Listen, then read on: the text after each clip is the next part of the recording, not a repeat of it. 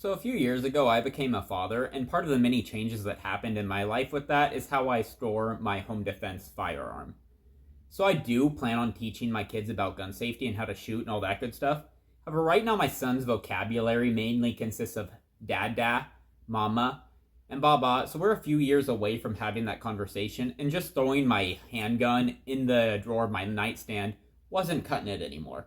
So I looked into different methods of securing your home defense firearm, and one thing that I knew that I did not want is a biometric safe. I actually worked at an apartment complex for a little period of time, and we actually used a biometric machine for checking out keys to our tenants' units. And I don't think there was a single time that I got that stupid machine to function on the first try. It always took multiple attempts, and it was super annoying and super frustrating trying to get it to work.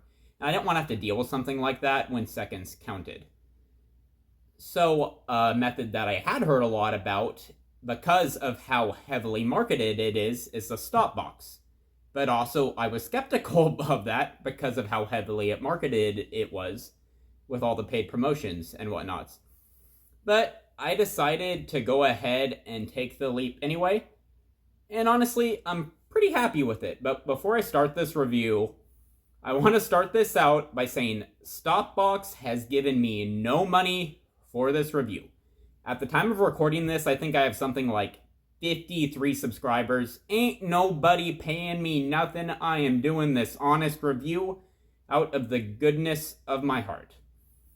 So, to start out with, here's the StopBox, how you open it, and I'm going to show you the default combination on this. When you buy this, they actually give you multiple of these tabs to go change your combination, and I would suggest that you do so.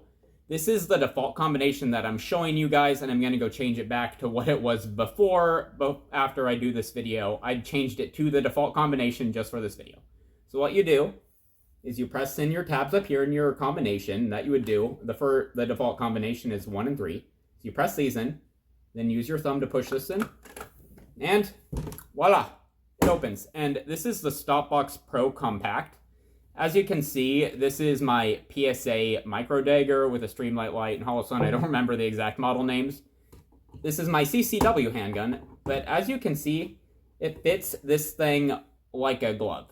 If you want to go use it for something like, a full-size Glock, a 1911, I think they even say a Desert Eagle fits in it, you can get the full-sized StopBox. This is the StopBox Compact. It fits my micro handgun just fine with an optic. I hear that it can fit a compact handgun just fine without an optic, but this is the StopBox Compact.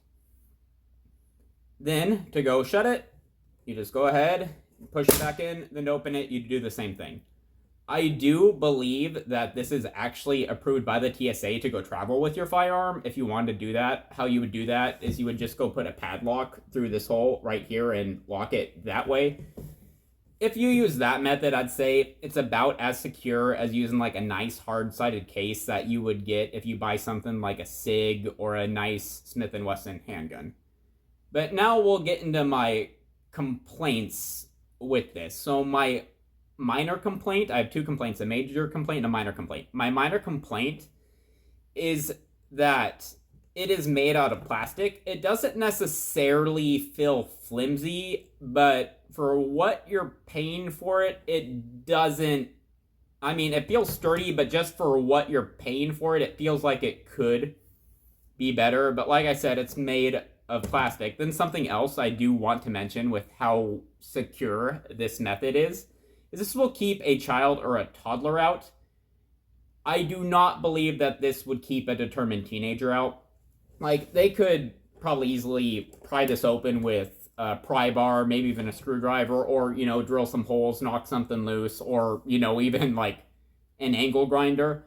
However, unfortunately, something that I have realized after working in the trades for many years now is if someone wants in somewhere, they're gonna get in. It just depends on how violent of methods they need to employ and how long it takes.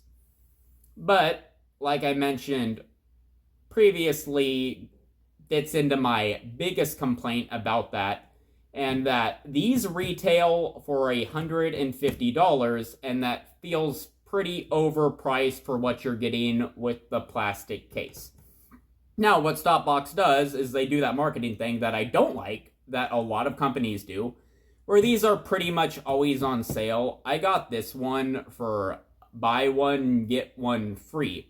So I got the compact version, and then I got the full-size version. The only thing is I'm not like the guy who helped me build my AR. This guy, no joke, had a pump-action shotgun on top of the fridge in his kitchen, okay? I'm not that guy. I have my home defense / CCW firearm in the StopBox in my room, and everything else is locked up in a gun safe. I don't need 2 of these, right? If I wanted to, switch to a larger handgun in the full-size StopBox, I could accommodate that. I just don't see any point in the foreseeable future that I am going to do it. Will it ever happen? Maybe. Is it going to happen soon? No. So I guess the TLDR on this is, with the StopBox, I'm happy with it. It just kind of is overpriced for what you're getting unless you do want 2 of them. However, in the end, it is still a lot cheaper than a hospital bill or a legal bill or all the other very expensive and very tragic things that can happen if you let a child or a toddler get into your unsecured firearm.